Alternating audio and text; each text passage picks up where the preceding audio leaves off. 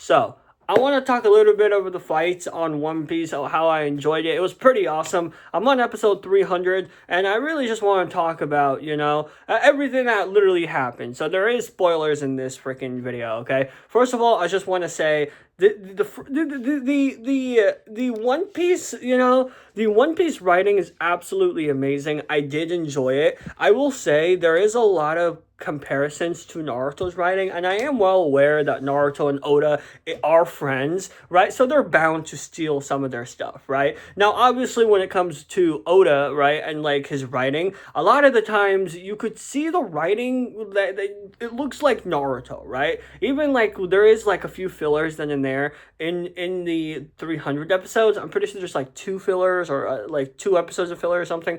I don't know. I'm not well aware which episodes are fillers or not. I've been told that One Piece has no fillers, but watching there are fillers, right? But anyways, no, Oda, in my opinion, it feels like they just kind of collide with Naruto, with Kishimoto. So both of them, they kind of collide within like these, like, I guess 300 episodes, between 200 and 300, and you can tell completely. You can tell even by like the filler episodes too and everything like that. And it feels a little weird, but if you do watch Naruto and you do watch One Piece, it does kind of collide together. Another thing is when it comes with the friends too, like in the friends area where they're like telling each other's story, how they went to the crew. It literally every single episode is talking about how they joined the crew, right? And like I think there are like 5 crew members, and they kind of put it in 3 episodes or 4 episodes in total. But overall, the entire writing does feel like it kind of came from Naruto, especially the friends aspect, which kind of feels a little weird. But anyways, that's the only thing I want to talk about that I really didn't like so much, is a lot of the like backstory time and stuff like that, where it just kept talking about, the story, how they joined the crew. And it's pretty cool, but, sometimes it could feel like it is dragging on. But, I think that was pretty necessary, and I did really enjoy it overall. I also liked Robin's story. I mean, I'm gonna be honest, Robin's story has a really, really bad, like, really, really bad and sad, like, backstory. The fact that she was only, 8 years old or something, and, like, hey, she could read, like, all of these crazy stuff, and, hey, what do you know?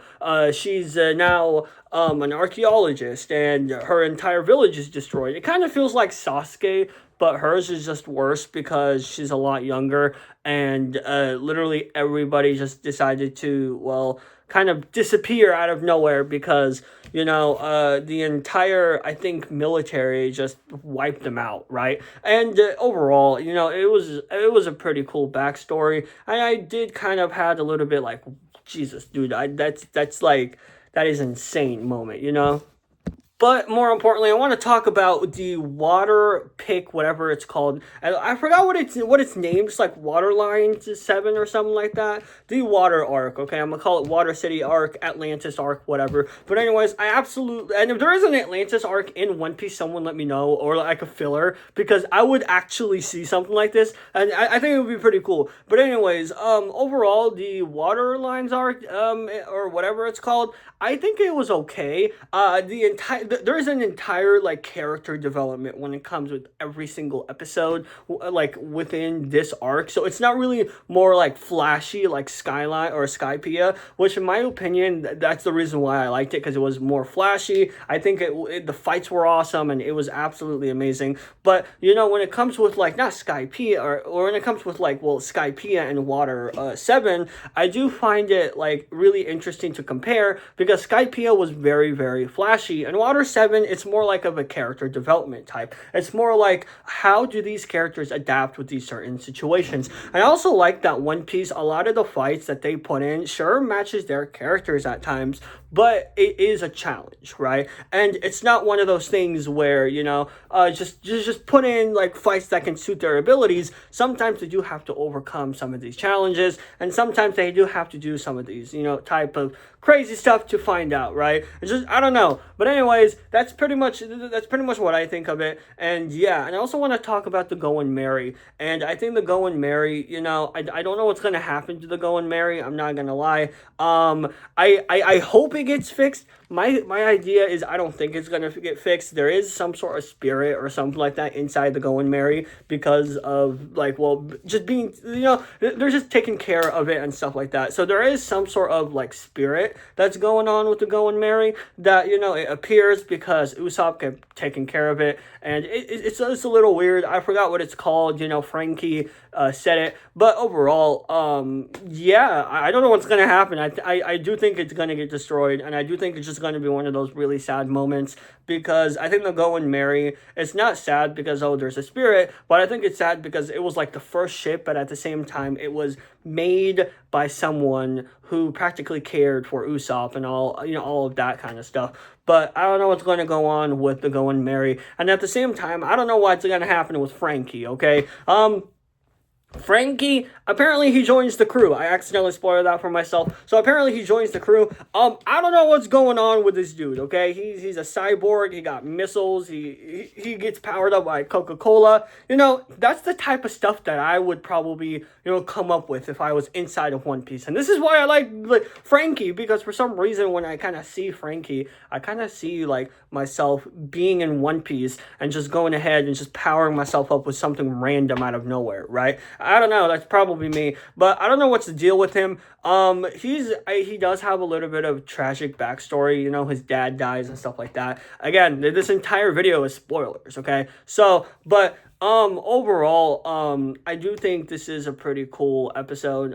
These entire episodes, I think they're pretty cool, and it's really interesting to see how Kishimoto and Oda kind of mixes together up and just like going ahead and just like just write something that kind of feels similar to Naruto, and I think it's pretty cool. Also, another thing is Gear 2 Luffy. I wasn't expecting it to be this soon, and the reason is because a lot of animes that do stretches out within like 700 episodes, 1,000 episodes, or even like if there is an anime out there 2,000 episodes. The problem with these types of anime is they will actually stretch the powers in such a way, and it's going to feel a little weird, right? And that's what I feel like a lot of these animes do. Like if you look at Naruto, it took them 500 episodes or something just to reach Susanoo, right? Obviously, it's not 500 episodes, but you get the idea, right? So, like, a lot of these stuff takes a long time to reach, and I wasn't expecting, Gear 2 to happen on, episode, I think it was like 280 or something like that,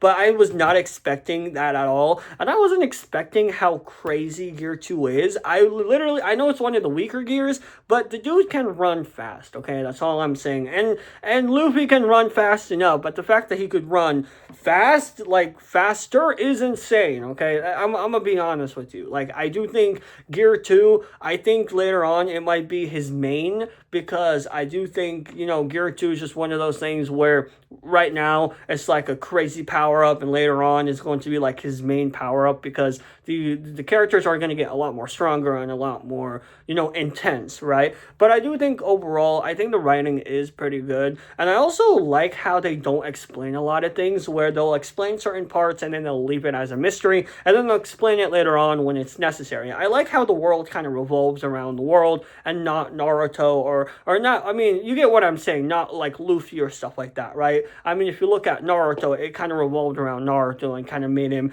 the main character of, Child Prophecy and all these type of stuff, and Luffy just wants to be the king of the pirates and just moving on and just fights, right? But overall, I do enjoy these entire episodes. I really did like these episodes. I do wish that there is like no fillers within these episodes. It just came out of nowhere. It's just one of those things where I literally watched it and I was like, am I still watching the same show? And then it turned out I was, right? I literally was like, what is this? And then yeah, I was. So I don't know, right? But overall, like I said, I did enjoy it, and I think it's pretty awesome, right? I should probably also stop watching One Piece, because I'm pretty sure it ends around like 512 on Netflix or something like that, or during the time skip, and then there's like little patches that needs to be filled in. But I've looked through, and there's not like no patches at all to be filled in. It feels normal, right? So what I'm saying, I think that was just like the older Netflix or something like that.